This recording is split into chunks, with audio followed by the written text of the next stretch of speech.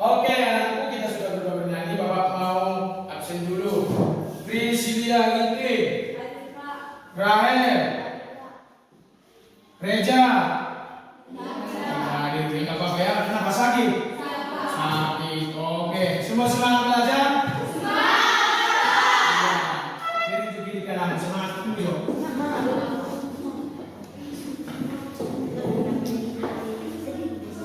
Oke.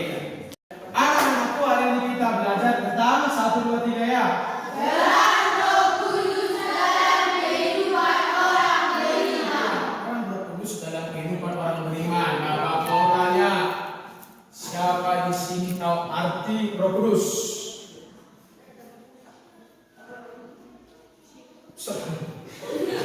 Oke, Marta, silakan anakku. Apa arti Roh Kudus menurut anakku?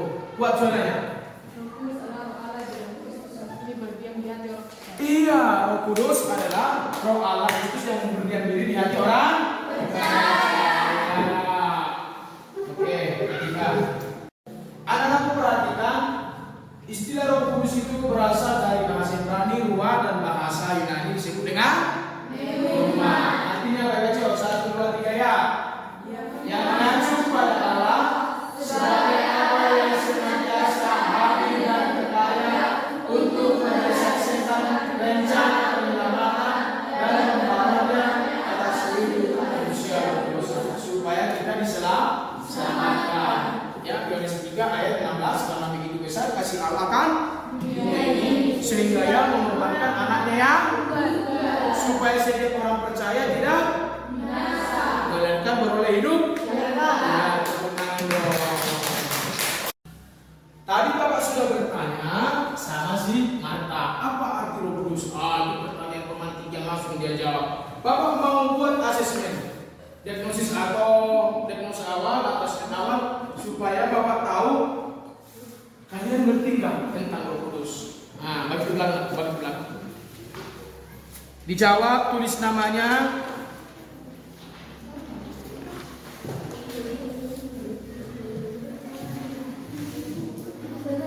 Silakan dikerjakan.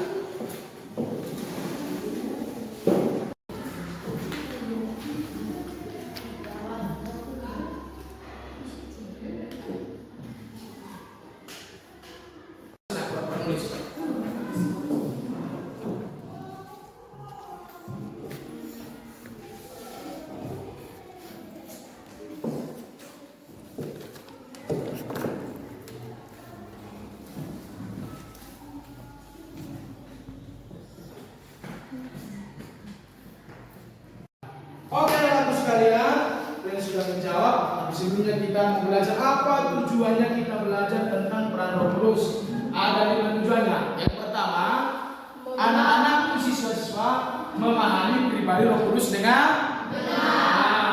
Yang kedua, anak-anak bisa mengidentifikasi peran penting Roh Kudus dalam hidup orang beriman. Yang ketiga, bisa menghayati peran Roh Kudus dalam hidup proses.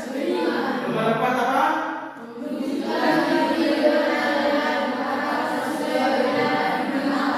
Nomor 5, mewujudkan sikap atau perilaku yang dipimpin oleh Kudus sebagai orang yang beriman dan berpengharapan. Iya, supaya kita hidup berpengharapan baik dalam menghadapi tantangan dan rintangan. Setiap anak sekolah pasti punya persoalan, tapi Roh Kudus itu pasti memberikan kekuatan kepada kita. Oke, anakku, baca judulnya 1, 2, 3 ya. Peran Roh Kudus dalam kehidupan orang beriman. Nomor 1. Cindi, baca aku. Membawa manusia pada pertubaran. Cindi. Orang beriman. Cindi.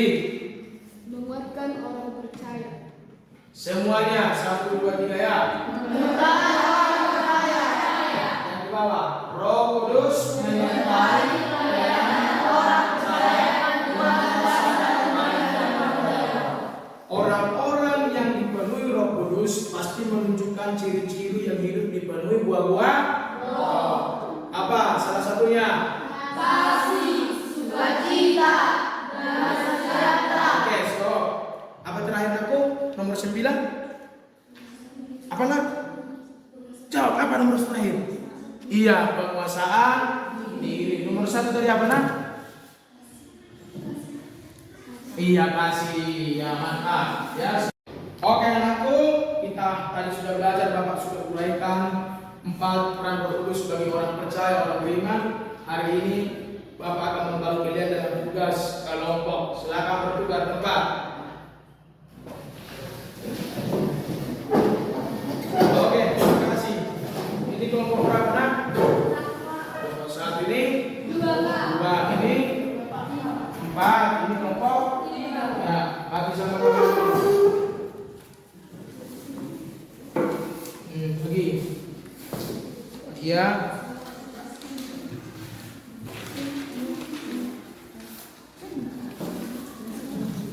Oke.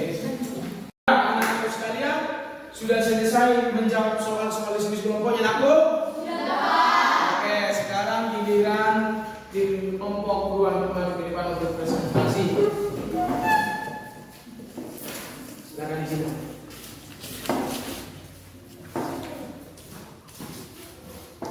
Silakan. Nanti siswaku bisa bertanya. Peran Roh Kudus dalam kehidupan orang beriman yaitu memperlengkap orang percaya. Dalam Kisah Para Rasul 4 ayat 13, Roh Kudus menyertai pelayanan orang percaya dengan kuasa dan karunia Roh. Apakah ada yang bertanya? Menurut kelompok kalian, bagaimana ciri-ciri orang yang dipimpin oleh Roh Kudus? Menurut kelompok kami, ciri-ciri yang telah dipimpin oleh Roh Kudus yaitu memiliki kasih, sukacita seperti pada buah-buah roh. Ya, mantap tepuk tangan. Push. Silakan dulu nak.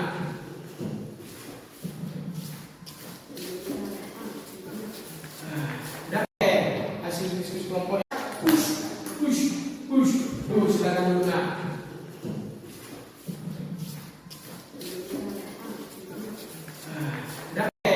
Hasil diskusi kelompoknya nak, ibu semua.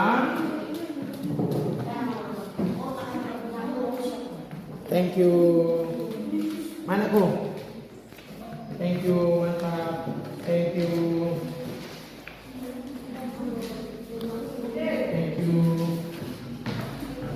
Anak-anakku, hari ini kita sudah belajar, sudah panjang lebar Bapak jelaskan. Bapak mau tahu, salah seorang dari anak-anakku memberikan kesimpulan dari pembelajaran kita hari ini. Siapa anakku?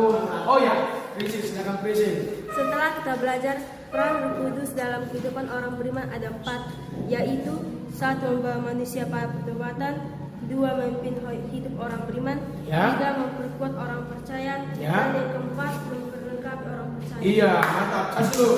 Berikan tepuk tangan semuanya. Oke anak-anakku sekalian, tadi salah seorang dari teman prinsip sudah menjelaskan dan memberikan kesimpulannya. Bapak juga ingin tahu kalian cara menyimpulkan dan merefleksi sendiri tentang pembelajaran kita hari ini. Bagi temannya. Ayo, tulis di situ. Berikan pendapatmu tentang peran Roh Kudus dalam kehidupan orang beriman.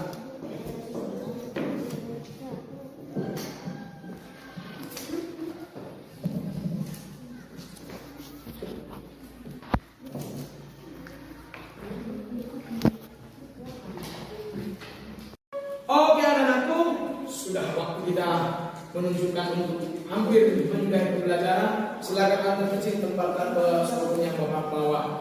Ayo coba nak.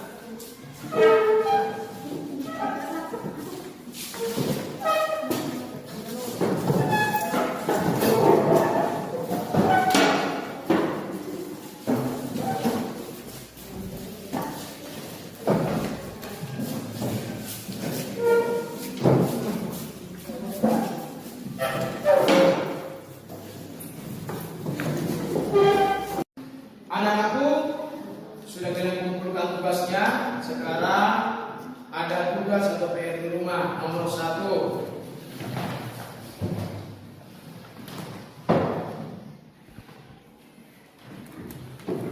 Tuliskan doa dan puisi tentang peran Roh Kudus.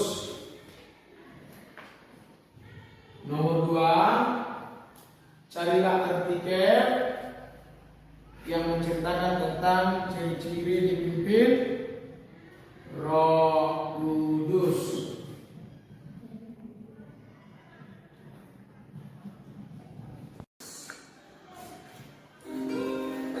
Anak-anak perhatikan.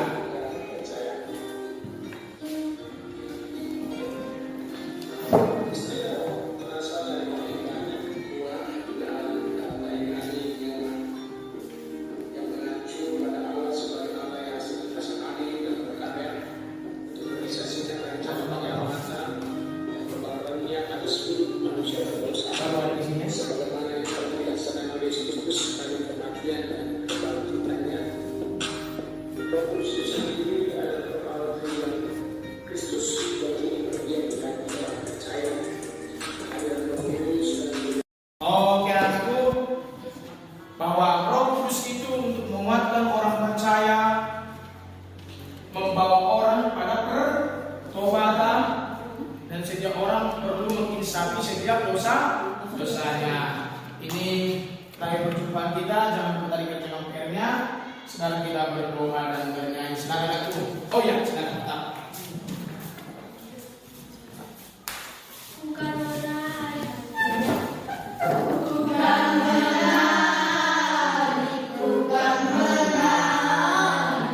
Bukan menari seperti tidak menari. Bukan menari, bukan menari, bukan menari seperti tidak menari. Terima kasih Yesus, kami sudah siap belajar karena apa yang berkat kami. Sebentar lagi kemampuan dikatakan Tuhan. Terima kasih Tuhan, amin. Amin.